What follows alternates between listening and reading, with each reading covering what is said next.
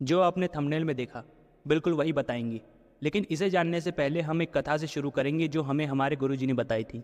और देखिएगा, अब रावण का अलग ही रूप देखेंगे जो शायद ही किसी ने आपको बताया होगा।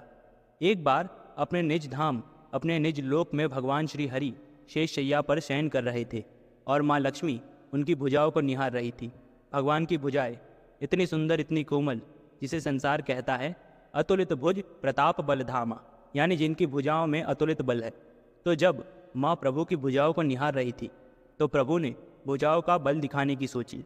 अब ऐसा है कि भगवान तो सबके हृदय में विराजमान हैं और श्री भगवान ही सभी जीवों को कर्म करने की प्रेरणा देते हैं।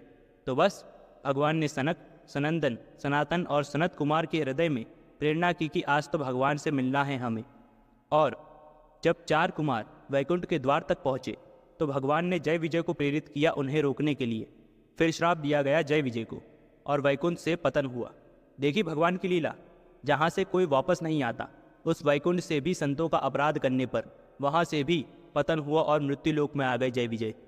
जब भगवान विष्णु वहाँ आए तो उन्होंने कहा कि जय विजय मेरे सेवक है, मेरे जन हैं, इसलिए इनकी ओर से मैं क्षमा मांगता हूँ।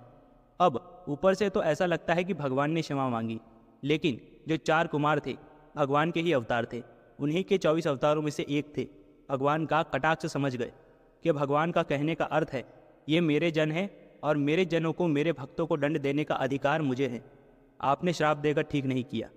जब जय विजय ने भगवान के शत्रु के रूप में जन्म लिया तब गौर से सुनिएगा, भगवान की भुजाओं से पूरे त्रिभुवन में केवल दो ही लोग टक्कर ले सकते हैं, एक तो स्वयं भगवान या उनके जन, क्योंकि उनके जनों में भी भगवान का ही बल होता है। पलक की पटकार में अनंत ब्रह्मांड प्रकट होते हैं, स्थित होते हैं और भगवान में ही लय हो जाते हैं, अनंत ब्रह्मा हो जाते हैं, और वो भी एक पलक झपकने में। तो क्या उन भगवान के बल की कोई था पा सकता है? अब रावण की बात करते हैं। देखें, गुरुजी कहते हैं कि भक्त और भगवान में भेद नहीं होता। यहाँ इसको समझाना थोड़ा कठिन है, लेकिन भक्तों के हृदय की बात भगवान ना जाने ऐसा हो नहीं सकता, और भगवान की इच्छा उनके निज जन न जाने ऐसा भी नहीं हो सकता। पर संसार को प्रभु की प्रभुता दिखाने के लिए ऐसा अभिनय करते हैं। नहीं तो क्या नहीं जानते वो जय विजय? क्या अपनी माँ महालक्ष्मी को नहीं पहचानेंगे? संसार को दिखाने के लिए रावण ने माँ सीता का हरण किया, पर जो भीतर बैठा हुआ उनका जो भक्त है नहीं जानता था कि ये मेरी माँ है। रावण तो धूर्त था, पर जो भीतर जो भगवान का पार्षद है वो धन्य है। अब लोग रावण चरित्र को भी सही बताते हैं कि उसने जो भी किया अपनी बहन के लिए किया। अब अगर मैंने कुछ कहा तो बुरा लग जाएगा।